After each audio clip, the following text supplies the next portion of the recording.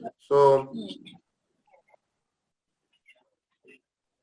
आज आपण conditional probability, multiplication theorem आणि इंडिपेंडन्स ऑफ इव्हेंट्स आपण पाहणार आहोत. आणि यामध्ये पहिला कंडिशनल प्रोबॅबिलिटी म्हणजे काय हे जाणून घेऊया. तर प्रोबॅबिलिटी म्हणजेच चान्स आणि चान्स ऑफ ऑकरन्स आपण हे या अगोदर देखील पाहिलेलं आहे. ओके, आता आपल्याला काय करायचं आहे, कंडिशनल म्हणजे काय की एक कंडिशन फोर्सफुली त्या प्रोबॅबिलिटीवर येणार आहे आणि ती कंडिशन आल्यानंतर त्या प्रोबॅबिलिटीमध्ये काय चेंज होणार आहे ते बघायचं. आता ती कंडिशन म्हणजे काय, तर एक ऑकर्ड इन्फॉर्मेशन असेल किंवा एखादी इन्फॉर्मेशन असेल ती आपल्याला जर समजली त्यानंतर आपल्याला काय होईल ते आपल्याला बघायचं. सो कंडिशनल प्रोबॅबिलिटीचे आपण थोडस हे बघू, काय इंट्रोडक्शन आणि त्याचा फॉर्म्युला पाहू, त्यानंतर त्याचं एक्झाम्पल घेताना आपल्याला ते स्पष्टपणे समजून येईल. So P of A is a probability of event A represents the likelihood of that a random experiment will result in outcome in set A relative to sample space S of the random experiment.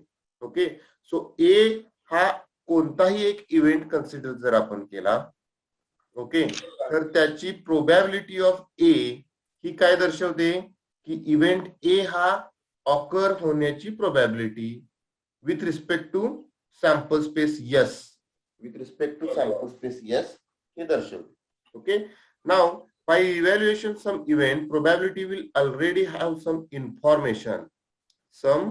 Information getting from the experiment. त्यालाच आपण काय म्हणतो, prior information म्हणजे काय, काही information आपल्याला अगोदरच माहित असते म्हणून त्याला काय म्हणायचं आपण, prior information. If we have prior information that the outcome of the random experiment must be in set B of S, okay, म्हणजेच प्रायर इन्फॉर्मेशन कशात आहे, सेट बी मध्ये आहे आणि ती सेट बी मध्ये जर असेल, ओके, सेट बी मध्ये असेल सॅम्पल स्पेसच्या, then this information must be used to explain the likelihood that the outcome will be also in B. म्हणजे त्याचे आउटकम सगळे बी ह्या इव्हेंट मध्ये असणार आहेत. Okay, the probability is denoted by P of A given B. So conditional probability जी आहे ती कशी डिनोट करतात, P of A given B. Okay, so this probability is computed by following formula. आणि त्याचा फॉर्म्युला जो आहे P of A divided by B म्हणायचं नाही, P of A given that B is already occur. Okay, याचं आपण ज्यावेळी pronunciation करणार त्यावेळी काय म्हणणार आहोत, प्रोबॅबिलिटी ऑफ A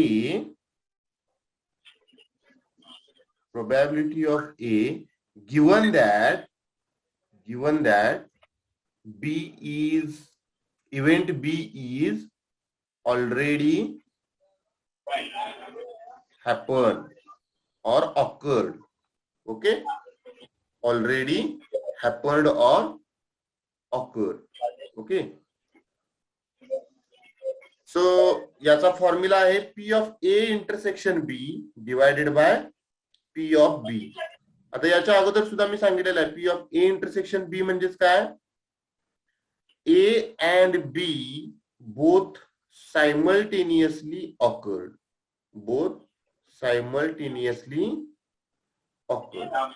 याला काय म्हणतो आपण, A इंटरसेक्शन B. आणि P of B म्हणजेच जसं P of A डिफाइन केला तसाच P of B डिफाइन केलेला आहे. ओके, सो त्याला आपण काय म्हणणार आहोत, P of B. आणि तो फॉर्म्युला जो आहे P of A given B is equal to P of A intersection B divided by P of B. याला conditional probability of A with respect to B असंही म्हणतात. ओके, आता याचं एक एक्झाम्पल बघू आपण. तुम्हाला खेळायचे पत्ते माहित आहेत का? ओके, तर त्याला काय म्हणतात, पॅक ऑफ कार्ड्स. आणि त्या पॅक ऑफ कार्ड्स मध्ये टोटल किती पत्ते असतात? तर 52 पत्ते असतात, 52 पत्ते असतात, बरोबर. सो आता मी एक इव्हेंट डिफाईन केला. Event A is the card drawn is king. म्हणजेच काय? We have to draw a single card. We have to draw a single card. आता त्या 52 पत्त्यामधून एक पत्ता आपल्याला काय करायचा आहे? बाहेर काढायचा आहे, सिलेक्ट करायचा. सिलेक्ट करत असताना एक पत्ता सिलेक्ट करण्याची प्रोबॅबिलिटी किती असणार आहे? तो कोणताही असेल, एखाद 52 पत्त्यांमधील कोणताही एक कार्ड सिलेक्ट होण्याची प्रोबॅबिलिटी किती असणार आहे? 1/52. ओके. टोटल किती कार्ड आहेत? 52 कार्ड आहेत, बरोबर. त्यामधून एक कार्ड आपल्याला सिलेक्ट करायचं आहे. त्याची प्रत्येकाची प्रोबॅबिलिटी इक्वल आहे. त्यामुळं एक कार्ड सिलेक्ट करण्यासाठी सिलेक्ट होण्याची प्रोबॅबिलिटी ही किती असणार आहे? 1/52. आता त्या पत्त्यांमध्ये साधारणतः आपण काय काय असतं पाहू. तर त्या पत्त्यांमध्ये 4 प्रकारची कार्ड्स असतात. पहिलं म्हणजेच कोणता? स्पेड. ओके. दुसरा हार्ट. ओके. तिसरा डायमंड. ओके. आणि फोर्थ वन कुठला असणार आहे? क्लब. बरोबर. त्या 4 पत्त्यांमध्ये 13 पेजेस 13 कार्ड्स हे काय असणार आहेत? म्हणजे त्याच्यावर नंबर्स जे असणार आहेत ते इक्वल असणार आहेत. आता ते 13 नंबर्स कसे असणार आहेत? पहिला म्हणजे एस, बरोबर. त्यानंतर 2, 3, 4 सो ऑन अप टू 10 पर्यंत जाणार आहेत ते. त्यानंतर जॅक, त्यानंतर क्वीन आणि त्यानंतर किंग. सो टोटल हे 10 आणि हे 3, बरोबर ना. ओके. सो प्रत्येक कार्ड्स हे किती किती असणार आहेत या 52 पत्त्यांमध्ये? म्हणजे स्पेडचा एस, हार्टचा एस, डायमंडचा एस, क्लबचा एस, म्हणजे किती असणार? 4. प्रत्येक कार्ड्स ही 4 कार्ड्स असणार आहेत, बरोबर ना. अजून एक त्यामध्ये गोष्ट आहे की ते पत्ते जे असतात ते 2 कलर मध्ये असतात. एक कोणता कलर? Black colour. आणि दुसरा कोणता colour? Red colour. Okay. Now आता मला सांगा की मला एक किंग ड्रॉ करायचं आहे. किंग, एक किंग ड्रॉ करायचं आहे. तर ते किंग ड्रॉ करण्याची प्रोबॅबिलिटी किती असणार? किंग किती असणार आहेत? टोटल किंग किती असणार आहेत? 4 असणार आहेत. टोटल पत्ते किती असणार आहेत? 52 असणार आहेत. सो फेवरेबल केसेस किती झाल्या? 4. टोटल नंबर ऑफ केसेस किती झाल्या? 52. 4 मधून एक सिलेक्ट करायचा आहे. त्यामुळं 4C1 डिवायडेड बाय 52C1 म्हणजे 4 डिवायडेड बाय 52 म्हणजे 1/13 प्रोबॅबिलिटी आहे, बरोबर. एक सिंगल किंग ड्रॉ करण्याची. इथं मी कंडिशन कोणती इम्पोज केलेली आहे का? नाही. की मला रेड पाहिजे, ब्लॅक पाहिजे असं काही केलेलं आहे का? नाही. त्यामुळं ही प्रोबॅबिलिटी मला किती मिळालेली आहे? 1/13. Now suppose that a card is drawn and we are informed that drawn card is red. आता आपल्याला काय केलेलं आहे? इथं एक सिंगल कार्ड ड्रॉ केलेलं आहे आणि ड्रॉ करत असताना ते कार्ड रेडच आलं पाहिजे असं इन्फॉर्मेशन मिळालेली आहे. Okay. So how does this information affect the likelihood of the event A? आणि हे आपल्याला बघायचं की त्यानंतर या प्रोबॅबिलिटीवर काय फरक पडतो ते बघायचं. Okay. So now obviously event B will be the card drawn is red. आता ए इव्हेंट काय आहे? The card drawn is king. Okay. तो कसलाही असेल, ब्लॅक असेल, रेड असेल. आता बी इव्हेंट असा आपण घेतलेला आहे की कार्ड ड्रॉन इज रेड. आता रेड कार्ड किती असणार आहेत 52 पत्त्यांमध्ये? 26, बरोबर ना. कोणकोणत्या याची? एक हार्टची 13 आणि डायमंडचे 13, बरोबर. So favourable number of cases are 26 आणि टोटल नंबर ऑफ केसेस किती आहेत? Again 52. So P of B is equal to किती मला मिळेल? 26 डिवायडेड बाय 52. 26 divided by 52 म्हणजेच किती 1/2. बरोबर. Hence the probability of A must be computed relative to the new sample space B. म्हणजेच काय की आता रेड ची सॅम्पल स्पेस, रेड कार्डची सॅम्पल स्पेस किती असणार आहे, हॅटचे 13 आणि डायमंडचे 13 म्हणजे टोटल किती झाले 26. नाव त्या 26 मध्ये किंग किती असणार आहेत, आता 26 मध्ये किंग किती असणार आहेत, 2च असणार आहेत, एक हार्डचा आणि एक डायमंडचा. बरोबर ना. So simultaneous occurrence, that means a king card having red colored has favorable cases 2 out of total number of 52. म्हणजे रेड कलरचे किंग 52 कार्ड्स मध्ये किती असणार आहेत, 2च असणार आहेत. Okay. So P of A intersection B, P of A intersection B मी कशी काढू शकतो, favourable cases 2 out of 52. So 2/52. P of A given B, that means P of selection of P given that it is a red is equal to P of A intersection B, P of A intersection B divided by P of B is equal to 2 divided by 52 divided by 26 divided by 52. P of B म्हणजे किती आहे, P of B म्हणजे 26 divided by 52 and that is equal to 52 get cancelled. 2 divided by 26 that means 1/30. He probability conditional probability. तुम्हाला फक्त हा conditional प्रोबॅबिलिटीचा formula माहित पाहिजे आणि हे इव्हेंट कसे डिफाइन करायचे ते माहित पाहिजे. ओके. सो नेक्स्ट लेक्चरला मी तुम्हाला एक असाइनमेंट देईन, कंडिशनल प्रोबॅबिलिटी किंवा प्रोबॅबिलिटीच्या एक्झाम्पल कसे सॉल्व्ह करायचे. ओके. सो ते पहा तुम्ही. Okay. So next theorem on conditional probability. Conditional प्रोबॅबिलिटीवर थेरम काय आहे ते बघायचं आहे. आता पहा. ओके. ही जर सपोज सॅम्पल स्पेस कन्सिडर केली, हा इव्हेंट ए कन्सिडर केला. ओके. नाव आणि हा event B, arbitrary event B consider केला.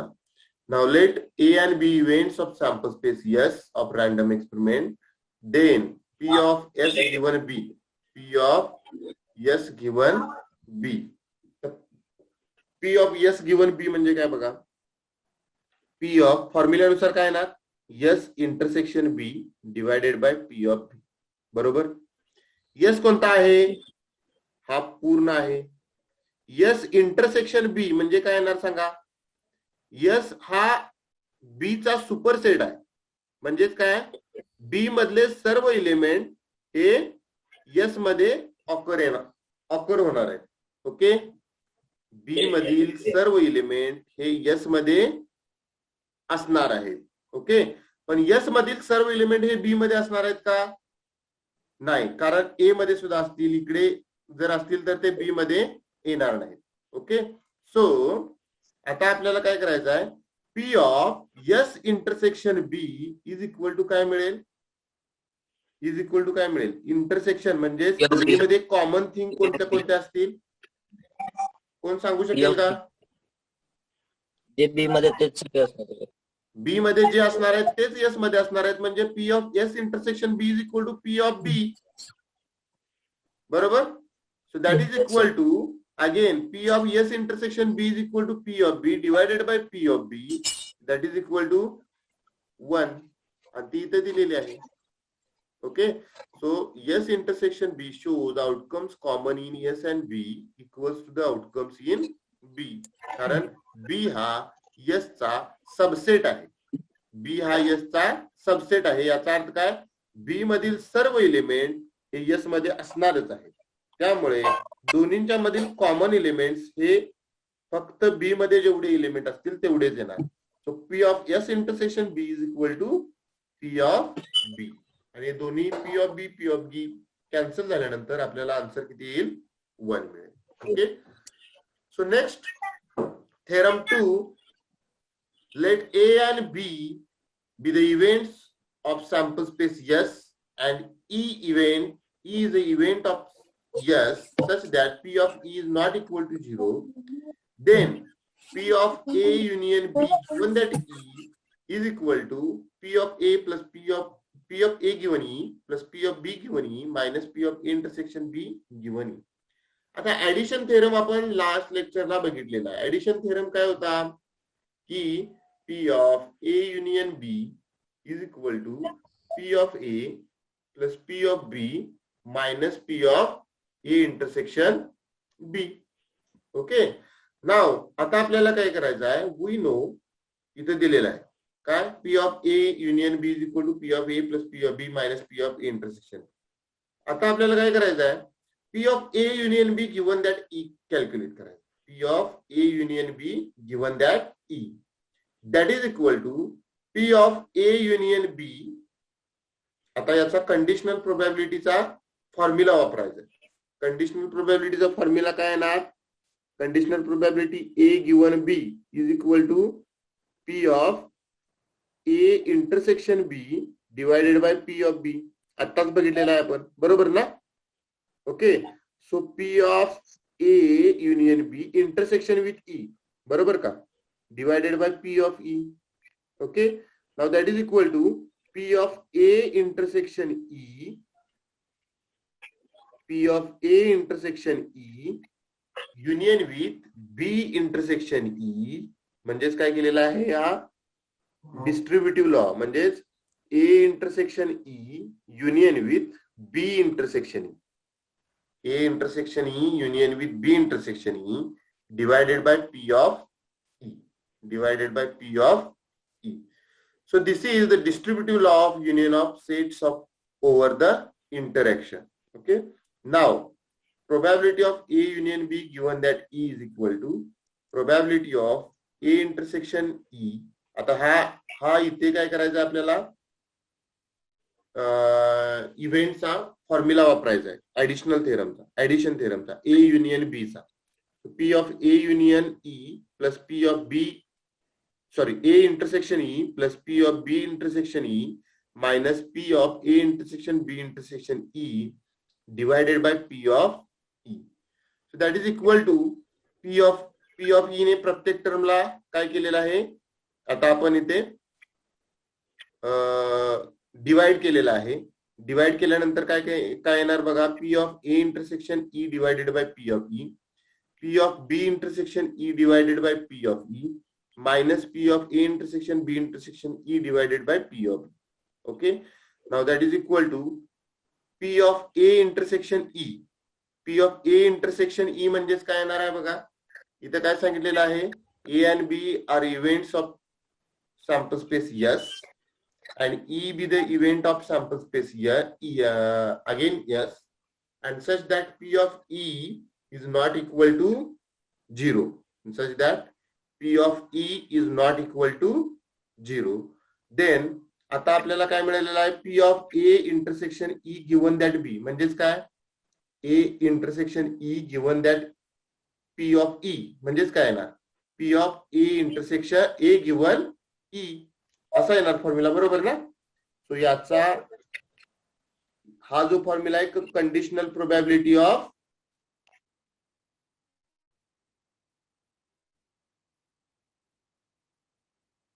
हा जो फॉर्म्युला आहे तो काय, conditional probability of A given E, तो इथे लिहिलेला आहे. हा जो फॉर्म्युला आहे तो conditional probability of B given E, आणि लास्टचा फॉर्म्युला जो आहे तो conditional probability of A intersection B given E. Okay, so this is the proof again.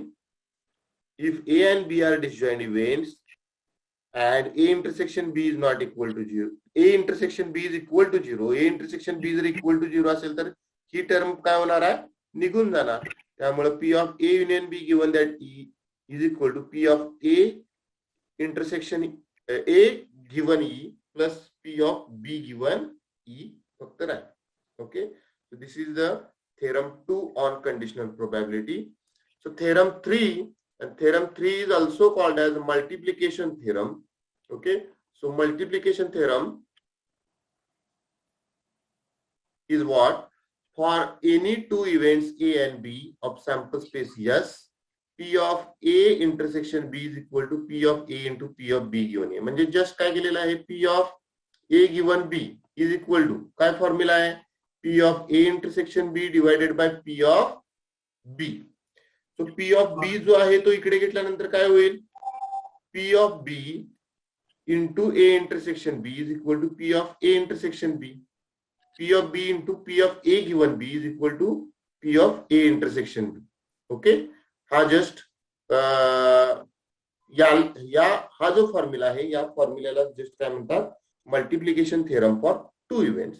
आता मल्टिप्लिकेशन थेरम फॉर 3 इव्हेंट्सला काय होईल बघा, जर P of A intersection B intersection C is equal to P of A into P of B given A into P of C given A intersection B. Okay, so for any n event साठी काय येणार, P of A1 intersection A2 so on up to intersection AN is equal to P of A1 into P of A2 given A1 into P of A3 given A1 intersection A2. Okay, and so on. लास्टला काय मिळेल, P of A n given A1 intersection A2 so on up to intersection AN minus 1 इतका राहील. Okay, so याला काय म्हणायचं, multiplication theorem for n events, multiplication theorem for 3 events, multiplication theorem for 2 events. याचं proof simple आहे, जसं conditional प्रोबॅबिलिटीचा theorem, conditional प्रोबॅबिलिटीच्या definition किंवा फॉर्म्युलानुसार आपण P of B given A जरी घेतलं तरी चालेल किंवा A गिवन B घेतलं तरी चालेल. त्याचा फॉर्म्युला आहे B intersection A divided by P of A. P of A इकडे गेला की झालं P of A intersection B is equal to P of A into P of B given A. Okay, समजलं इथपर्यंत? Yes sir. सो मी lecture आणि पुन्हा record केलेलं आहे, ते तुम्ही नंतर आणि पाहू शकता. Okay, so P independent event म्हणजेच काय बघा, ज्यावेळी A आणि B हे दोन इव्हेंट असतील आणि या दोन इव्हेंटचा एकमेकांवर इंडिपेंडेंट असतील, म्हणजे A चे जे एलिमेंट आहेत, ओके, A चे जे एलिमेंट आहेत ते B वर इंडिपेंडेंट आहेत आणि B चे जे एलिमेंट आहेत ते A वर इंडिपेंडेंट असतील, तर A intersection B is equal to product of that events, product of probabilities of that events असं होतं. म्हणजेच काय, P of A intersection B is equal to P of A into P of B. Okay, just. आणि P of A into P of B जर झालं तर P of A given B काय होईल सांगा बघू, डायरेक्टली सांगू शकाल? P of A given B म्हणजेच काय, P of A intersection B divided by P of B. So that is equal to P of A intersection B म्हणजेच काय, P of A into P of B. So P of B cancel होऊन जाईल आणि फक्त remaining काय राहील, P of A. So that is the case. Independence जे आहे तो इंडिपेंडन्स मध्ये असं होतं की P of A intersection B is equal to P of A into P of B असल्यामुळे P of A given B is equal to काय मिळणार आपल्याला, P of A मिळणार. Okay, so as the name suggest, event will be independent of free of each other. This means that the occurrence of one event does not affect the occurrence of other event. याला काय म्हणायचं, independence event. Independence events वर एक formula theorem आपण बघणार आहोत. For 2 events A and B such that P of A is not equal to 0, P of B is not equal to 0, A is independent of B, then B is independent of A. जर A is independent of B असेल तर B is independent of A असणार. If A and B are independent, A is independent of B, then we have P of A given B that is equal to P of A. Okay, or P of A intersection B divided by P of B, that is equal to P of A. That is equal to P of A intersection B is equal to P of A into P of B. म्हणजे जी मगाशी मी तुम्हाला सांगितलेलं आहे की P of A intersection B is equal to P of A into P of B. मग मला सांगा P of B intersection A is equal to काय मिळेल, P of B intersection A is equal to again P of B into P of A मिळेल, बरोबर ना? So दोन्हीही same, त्यामुळं A is independent of B is also implies that B is independent of A. So okay, so इथं ते दिलेलं आहे. P of A intersection B is equal to P of A into P of B divided by P of A. This is P of B. So B is also independent of A. लक्षात आलं? Yes, sir. Okay. So आता यामध्ये jumbling काय होतं बघा, independence event आणि mutually exclusive event. Mutually exclusive independence म्हणजे काय, P of A intersection B is equal to P of A into P of B. आणि म्युच्युअली एक्सक्लुझिव्ह म्हणजे काय, P of A intersection B is equal to 0. 0. Okay. So या दोन गोष्टी आपल्याला लक्षात ठेवल्या पाहिजे. ओके. सो कुणाला काय जर शंका असतील तर तुम्ही डायरेक्टली विचारू शकता. आपल्याकडे 3 मिनिट आहेत. जस्ट मी पहिला इथे काय करतो,